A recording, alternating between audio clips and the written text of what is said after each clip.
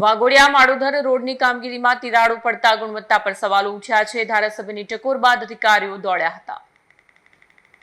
વાઘોડિયા નગરપાલિકા વિસ્તારમાં સ્ટેટ જિલ્લા પંચાયત હસ્તક વિકાસ પથ હેઠળ જય અંબે 4 રસ્તાથી મોડાઘર રોડ 3.66 કરોડના ખર્ચે આરસીસી રોડને પહોળો કરી વરસાદી કાચ સાથે બનાવવાનું કામ ચાલી રહ્યું છે। હાલમાં આશરે 300 મીટર જેટલો રોડ એક બાજુથી તૈયાર થયો છે, ત્યારે ઇન્દ્રપુરીથી કમલાનગર વચ્ચેના લગભગ 200 મીટર વિસ્તારમાં 1 ડઝન જેટલી તિરાડો પડતા ગુણવત્તા અંગે ગંભીર સવાલ ઊભા થયા છે। રોડ પર હજી વાહન વ્યવહાર શરૂ પણ થયો નથી, તે પહેલા જ તિરાડો પડતા સ્થાનિકોમાં ભ્રષ્ટાચારના આક્ષેપો ઉઠ્યા છે। આ મામલે 3 દિવસ અગાઉ ધારાસભ્ય ધર્મેન્દ્રસિંહ વાઘેલાએ સ્થળ મુલાકાત લઈ પાણી છંટકાવ ન થવા અંગે કોન્ટ્રાક્ટર અને અધિકારીઓને કડક સૂચના આપી હતી।